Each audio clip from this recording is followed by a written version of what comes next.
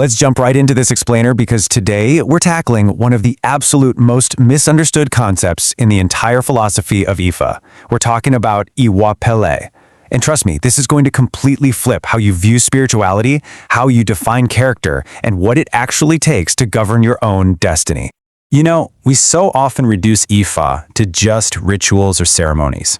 And society? Well, society constantly tells us that having good character basically just means being nice. But we have to ask ourselves, is that actually true? Because honestly, just saying yes to absolutely everything, that isn't wisdom. Most of the time, it's literally just a way to avoid conflict. The source material we're looking at today points to something so much deeper. Now, what's really interesting about this slide is the sheer contrast.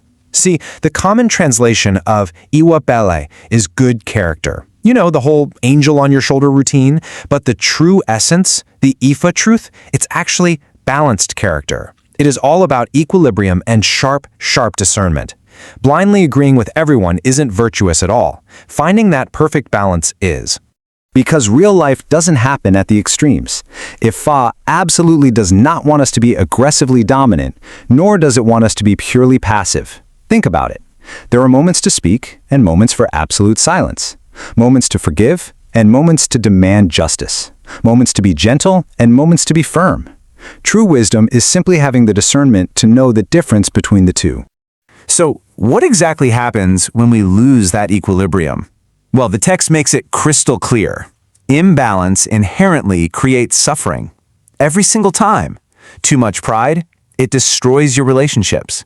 Too much fear, that puts a massive cap on your potential. Even getting way too caught up in your desires just creates addiction, while unchecked anger completely clouds your judgment.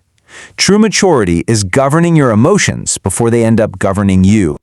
I really want you to think about this quote for a second. Even virtues become harmful when they lose balance. Seriously, let that sink in. Just like a surplus of water will literally drown a houseplant, too much of a good thing becomes destructive. Wisdom is found in harmony. It is never found in excess. But achieving this harmony, it requires rigorous self-examination. First, step 1, examine yourself. Before we go around pointing fingers at everyone else, we have to look in the mirror. Step 2, correct yourself. Before trying to fix the whole world, fix what's going on inside. Step 3, develop emotional balance. Because honestly, if you can't govern your own mind, how can you possibly expect to wisely govern anything else in your life?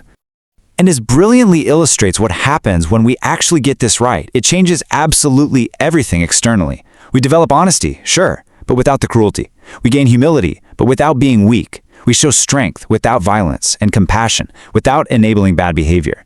This right here, this is how you actually sustain your blessings. It's through balanced action, not just having good intentions. I always like to think of Ifa like a massive ancient tree. Religion, the prayers, the ceremonies, those are just one single branch. But there's also philosophy, science, ethics, psychology, medicine, and enlightenment. You can memorize all the sacred verses you want, but without that balanced character we've been talking about, you're totally missing the root system of how to actually live.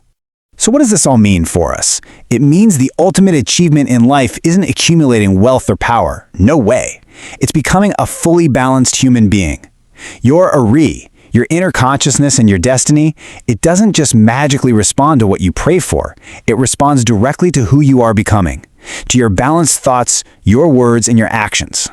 If this deep dive into Ìwà Pẹ sparked something for you today, the journey definitely does not stop here. You've got to follow Olusegun Daramola at Olusegun Books across all social platforms. And definitely join the communities at Ifa Enlightenment and World Builderr. That is where you're going to truly master consciousness, dive deeper into African philosophy, and learn the real mechanics of balanced living. I want to leave you with this final, powerful thought from the source material. Enlightenment is not a destination, it is a way of living. It's an ongoing daily practice of finding your center. So the big question you have to ask yourself right now is, which of your virtues is currently out of balance? Ashed.